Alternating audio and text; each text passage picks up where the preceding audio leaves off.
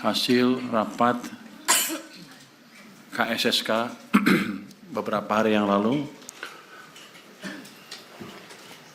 Oke, saya langsung bacakan aja. Nanti saya bacakan dulu punya saya keuangan, nanti dilanjutkan oleh BI, OJK, dan oleh OPS. Hasil asesmen KSSK menunjukkan bahwa kondisi fiskal, moneter, dan sektor keuangan selama triwulan kedua 2026 tetap terjaga di tengah konflik geopolitik yang kembali meningkat, didukung koordinasi dan sinergi kebijakan yang erat antar otoritas. Memasuki triwulan kedua 2026, tekanan eksternal kembali meningkat seiring eskalasi konflik geopolitik, kenaikan harga energi tinggi, volatilitas pasar keuangan global, serta tekanan terhadap nilai tukar dan arus modal. Namun demikian, perekonomian domestik masih menunjukkan ketahanan, tercermin dari pertumbuhan ekonomi yang tetap solid dan ketahanan sektor keuangan yang terjaga. Dengan perkembangan tersebut, risiko eksternal terhadap stabilitas makroekonomi dan sistem keuangan perlu terus diwaspadai untuk tetap menjaga momentum pertumbuhan ekonomi yang tinggi. KSSK yang terdiri dari Menteri Keuangan Gubernur Bank Indonesia, Ketua Dewan Komisioner Otoritas Jasa Keuangan, dan Ketua Dewan Komisioner Lembaga Penjamin Simpanan akan terus mencermati dan melakukan assessment forward-looking atas kinerja perekonomian dan sektor keuangan terkini seiring ketidakpastian ekonomi global yang meningkat, sekaligus melakukan upaya mitigasi secara terkoordinasi baik antar lembaga anggota KSSK maupun dengan kementerian lembaga lain. Hal ini berdasarkan rapat berkala KSSK ketiga tahun 2026 yang telah dilaksanakan pada hari Selasa tanggal 28 Juli 2026 yang lalu. Perekonomian global pada triwulan kedua 2026 masih menghadapi tantangan seiring ketidakpastian konflik geopolitik di Timur Tengah yang berdampak pada gangguan pasokan energi, kenaikan harga minyak dan komoditas strategis, serta meningkatnya risiko terhadap kelancaran perdagangan dan rantai pasokan global. Kondisi tersebut mendorong tekanan inflasi dan mempersempit ruang pelonggaran kebijakan moneter di sejumlah negara maju. Di Amerika Serikat, ekspektasi kenaikan Fed Funds Rate meningkat seiring kenaikan risiko inflasi, serta ketidakpastian arah kebijakan perdagangan dan fiskal yang turut menahan sentimen pelaku pasar. Di pasar keuangan, volatilitas masih cukup tinggi dan perilaku flight to safety kembali menguat, tercermin dari penguatan dolar AS, kenaikan imbal hasil obligasi, serta tekanan terhadap aliran modal di negara berkembang. Memasuki bulan Juli 2026, risiko global kembali meningkat seiring berlanjutnya konflik AS-Iran. Lalu lintas di Selat Hormuz yang sempat membaik setelah interim deal antara AS dan Iran pada pertengahan bulan Juni 2026 kembali terhambat pasca reeskalasi intensitas perang antara AS dan Iran pada awal Juli 2026. IMF dan publikasi World Economic Outlook, IMF dalam publikasi World Economic Outlook Update edisi Juli 2026 memperkirakan pertumbuhan ekonomi global sebesar 3% year on year pada tahun 2026, sedikit lebih rendah dibandingkan proyeksi April 2026 sekitar 3,1% year on year di tengah inflasi global yang kembali meningkat. Ekonomi Indonesia pada triwulan kedua tahun 2026 diperkirakan tetap tumbuh kuat di tengah tantangan ekonomi global.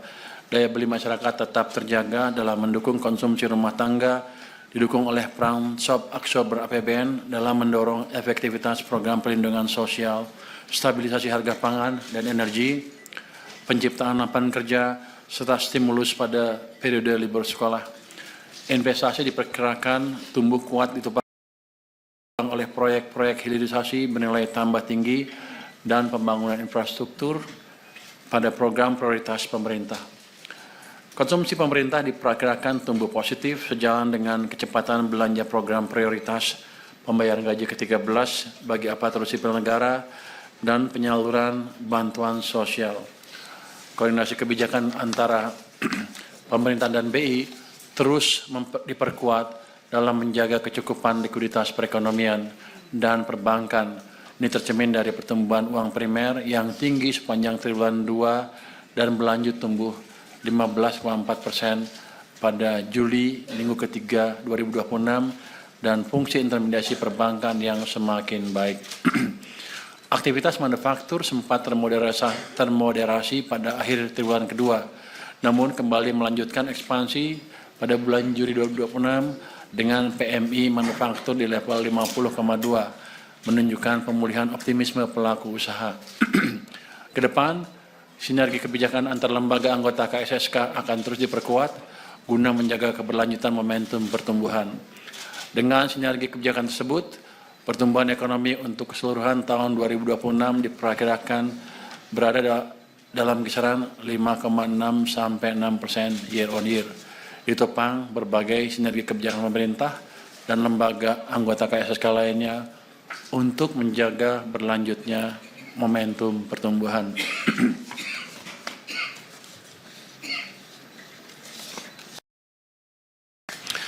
Kinerja pasar surat berharga tetap terjaga di tengah ketidakpastian global yang meningkat. Yield SBN seri benchmark tenor 10 tahun meningkat 31 basis point secara quarter to quarter di akhir triwulan kedua 2026 ke level 7,14%. Kenaikan yield dipengaruhi oleh eskalasi konflik Timur Tengah yang mendorong kenaikan harga minyak dunia dan meningkatkan kekhawatiran terhadap tekanan inflasi global ke depan yang memicu risk of investor pada pasar SBN. Sementara itu, investor non-resident masih mencatatkan net buy di pasar SBN 32,09 triliun rupiah selama triwulan kedua 2026 atau net buy 6,99 triliun rupiah selama tahun 2026. Per 30 Juli 2026, investor non-resident mencatatkan net buy 6,36 triliun MTD atau 13,35 triliun year to date. Dengan yield SBN tenor 10 tahun naik 15 basis point MTD atau 122 basis point year to date ke level 7,29%. Di tengah berlanjutnya ketidakpastian pasar keuangan global akibat masih berlanjutnya konflik AS-Iran, pasca gencatan senjata dan kenaikan harga minyak mentah dunia. Kenaikan yield tenor 10 tahun per 30 Juli 2026 juga dialami oleh beberapa negara berkembang lainnya sejak awal tahun, di antaranya Turki sebesar 524 basis point year to date, Filipina 148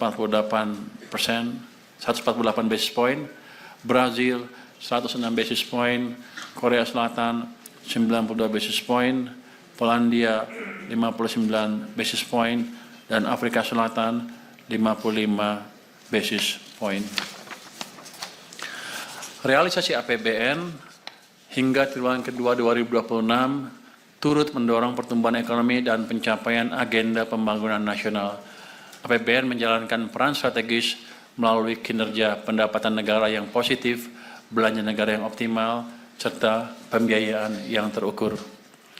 Hingga akhir triwulan kedua 2026, realisasi pendapatan negara mencapai 1.459,4 triliun rupiah atau tumbuh kuat sebesar 21,4% year on year.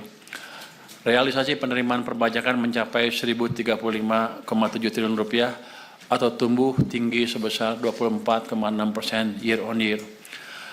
Realisasi tersebut dipengaruhi oleh kondisi ekonomi yang semakin baik, dampak implementasi Cortex yang positif, serta upaya intensifikasi dan ekstensifikasi.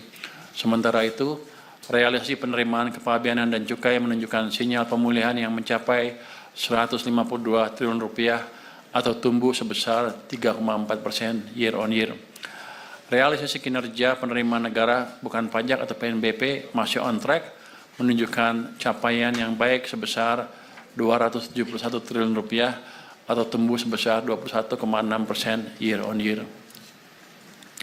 Kinerja belanja negara semakin produktif dengan realisasi mencapai 1.656 triliun rupiah atau tumbuh sebesar 17,8% hingga akhir triwulan kedua tahun 2026.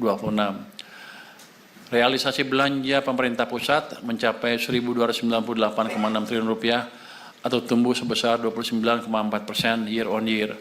Realisasi belanja dipengaruhi antara lain oleh pelaksanaan program makanan bergizi gratis, penyaluran bansos, pembangunan infrastruktur, pembayaran THR dan gaji ke-13, pembayaran manfaat pensiun, serta pembayaran subsidi dan kompensasi BBM dan listrik. Pembiayaan anggaran mendukung pengelolaan APBN yang kredibel dan akuntabel. Hingga triwulan kedua 2026, realisasi pembiayaan anggaran mencapai 452 triliun rupiah atau tumbuh sebesar 59,4%. Realisasi ini didukung oleh pengelolaan pembiayaan utang secara prudent dan terukur, serta memperhatikan likuiditas pemerintah, kondisi kas yang optimal, dan dinamika pasar keuangan. APBN tetap dioptimalkan untuk berperan sebagai shock absorber, agent of development, dan protecting the poor. Sebagai shock absorber, pemerintah menjaga daya beli masyarakat serta stabilitas harga dan pasokan BBM dan pangan melalui subsidi dan kompensasi dengan realisasi masing-masing mencapai 116 triliun rupiah dan 116,9 triliun.